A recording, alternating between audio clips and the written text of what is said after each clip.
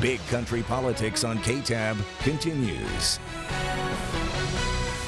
Well, hello and welcome to this week's Sunday Conversation on Big Country Politics. I'm Manny Diaz. This week we are joined by the Texas Agricultural Commissioner, Mr. Sid Miller. He's an 8th generation farmer and rancher here in the state of Texas. Just won his 3rd term in office just last November. Mr. Miller, you're from Stephenville, but you spent a lot of time in Austin, so I guess we're meeting in the middle here today. There you go. Glad to be back in the big country. I grew up in Comanche County. There we go. Part of the big country, barely. Home of the De Leon Bearcats. That's it, correct? The Fighting Bearcats, absolutely. Well, good deal. Well, you were hanging out at the Big Country Beef Conference on Thursday morning into the afternoon, where a lot of different things were talked about. And I really, as someone who's not really associated with the agricultural community, it was just interesting to hear what all is involved in that. And you guys certainly do a heck of a lot. Before we have a lot to talk about today, I did first question here. Certainly you talked about an array of different things, but you also really kind of talked about the state of the agricultural industry in Texas. What would you say, can you give us an update what that state is? Well, it's kind of that old saying, it was the best of times, it's the worst of times. We're enjoying the highest cattle prices we've ever had during a drought. And usually, we're still liquidating cattle, having to sell off because of the drought. Usually when that happens, prices just go in the cellar. They just tumble.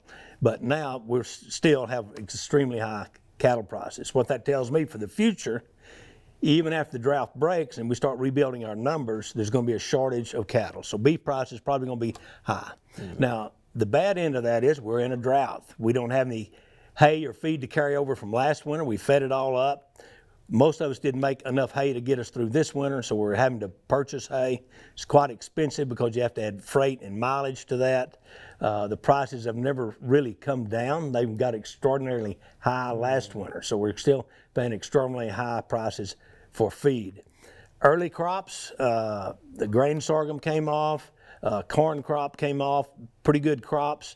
Late season crops like cotton is really suffering. It doesn't look like, again, we're going to have another real light cotton crop. But the early crops that came off have already been harvested. The wheat came off good. Grain sorghum, the corn, it was all decent crops. I know you've had an opportunity to speak to a lot of the producers here in the big country and certainly throughout the state of Texas. What would you say is the biggest dilemma that you're hearing from producers here in West Texas, and certainly how can your office address it? Well, the biggest problem we face in agriculture, unfortunately, is an overreaching federal government. They just took our antibiotics away from us. We can no longer buy antibiotics to treat our sick animals over the counter. Now we have to go to town, get a prescription, get an appointment with a veterinarian. It just takes time. Meanwhile, the animals remain sick. We've got overreaching federal government trying to put the waters of the U.S. back on us. I sued the Biden administration, got an injunction to stop the waters of the U.S. If you don't know what that is, it's far overreach from the Environmental Protection Agency. It makes it very difficult to farm or produce oil and gas in this state. So we just got one thing after next, after next, after next. Of course, we're fighting an open border here in Texas, and we've had over 6 million illegal aliens come into our state since the Biden administration has been in office. Let's kind of shift gears to the STAR Fund. This is the State of Agricultural Relief Fund. Tell me a little bit about that and certainly how it can benefit those here in the big country. The STAR Fund, which is an acronym for State of Texas Agriculture Relief. That's something that I've started there at the Department of Agriculture. We do not use taxpayer dollars. This is not a taxpayer-funded program. We go out, I do, others help me raise money from the private sector, individuals, corporations, even nonprofits, organizations, professional organizations, and we use that money to put back 100% of it. We don't hold out any admin fee, but we put 100% of that back in the farmer to get them back up on their feet after natural disaster. Like right now, we're going through a lot of fires And with that comes a lot of loss of fences. Those aren't really covered during property damage, or certainly not covered with crop insurance. So those all have to be paid for out of pocket. So we will partner with that farmer in our STAR fund, and we'll pay up to half the cost of the materials to get that back up. We don't have enough money to pay the whole thing, but they go out and buy the fencing material, the wire, the post, etc. Get us receipt, and we'll write them a check for 50% of that. So it's not everything, but it certainly helps if you're looking at several miles of fence. Yeah, because it was talked about at the beef conference that a mile of fence is what, 30 grand? $30,000 per mile now. Wow. Yeah, so we could help, defray that cost. But it's not just wildfires, it's floods. We have a lot of Texas subject to hurricanes, freezes. We had a lot of damage during the freeze in February of 21. Tornado damage. We have a lot of, if you live in Texas, you're subject to a lot of perils. Hailstorms, Definitely. All right. We're going to take a quick commercial break, but when we come back, more with Texas Agricultural Commissioner Mr. Sid Miller. We're talking perhaps a run-in with the Biden administration and the legalization of medical marijuana. That and more after the break.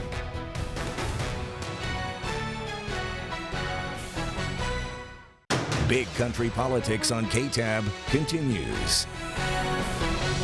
Welcome back to Big Country Politics. This week we're joined by Texas Agriculture Commissioner Mr. Sid Miller. Mr. Miller, next month you're set to host a 30 by 30 summit in Irving. It's set to focus on strategies and policies to counter what you would say the Biden administration's assault on private property rights. How is the current administration infringing on these property rights, and what are methods to counter the administration's tactics? Well, what that is, if your listeners don't know, and a lot of people don't know, they're not tuned in, but this is as bad for our country as an open border, in my opinion. So the first executive order that Joe Biden issued, his first week in office, he launched the 30 by 30 plan. And what that stands for is to idle 30% of our land in the United States by the year 2030. So that is an amount of land. It's 150 million acres larger than the Louisiana Purchase. A third of our land is a lot. So take it completely out of production. That means no farming, no oil and gas, no logging, no recreation, no anything. What's something, or is there something that can be done to reverse some of these things in favor of Texans, perhaps the producers? Well, this spring I hosted the Western Legislative Caucus. Now that's the second largest caucus in the United States Congress. Hosted it in the stockyards. G.T. Thompson, who's chairman of the Agricultural Committee in the United States House, was there, attended, and we addressed this issue. And we are now writing the new Farm Bill. We're in the process of that. So we're trying to put things in the Farm Bill that would prevent the Biden administration from carrying out his 30 by 30 plan. We've got to stop it. It's devastating to agriculture, devastating to the timber industry, devastating to the oil and gas industry. Wild question here. Have you ever invited President Biden or a member of his staff to Texas to actually see what's done here? We have. We've never got a response of any kind, either good or bad. But they're always welcome. I'll be glad to set up a tour of the Texas border. Love to take Kamala Harris or Joe Biden. They've never really seen the border that I know. I was a lawmaker before I had this occupation, so I was chairman of Homeland Security and Public Safety. So my mission from the governor then was to secure the Texas border. So I can show you the real border if anybody wants to come. Well, the 2019 state bill that legalized hemp in Texas had high expectations for farmers, no pun intended. But with droughts in Texas and licenses down, what is the future for hemp growth in the state of Texas? Well, we're at a crossroads. We started out growing hemp for CBD oil. Typical farmer, saw a lot of profit in doing that, so we planted the world level with hemp. We've had too much hemp, more hemp than we need, so the prices have plummeted. The pivot is going to fiber. We're switching from an oil product to a fiber product, and that's the long-term place for hemp, in my opinion. It fits traditional farming much better. It's not as labor-intensive. One farmer can grow a whole pivot of fiber hemp, harvest it just like we do hay, put it on a truck and send it to the mill. What they do is they make fiber out of it and not CBD oil. That fiber is turned into over 2,000 products. It can be hempcrete building blocks. It can be rope, canvas, car interiors. The list goes on and on and on. Wow. Well, during last year's election season, you were interested in expanding the legalization of medical marijuana. Is that still a focus, and where does it stand? Well, it is, and let me explain. My opponent was for full-fledged recreational use of marijuana. I'm not for that, but I am for medical use, for compassionate use, for anything. We have so much good science now, and we know that what diseases it can treat, yet our legislature picks winners and losers. If you've got this disease, you can get treated. If you got this disease and cannabis will help it, you can't get treated. So we need to get out of that business. We need to let the doctors-patient relationship, let those doctors make those medical decisions and not some bureaucrat or some politician.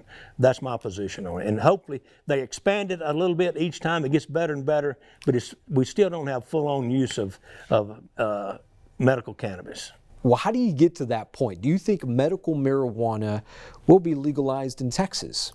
I think so, and it's the old story of how do you eat an elephant?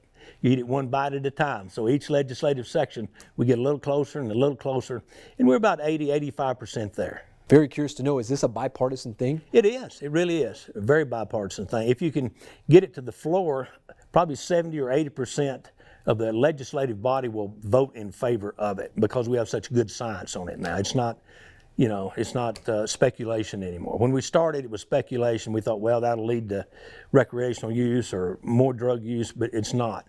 It's plant derivative. Look, medical marijuana is not as near addictive as some of the prescription drugs we use now.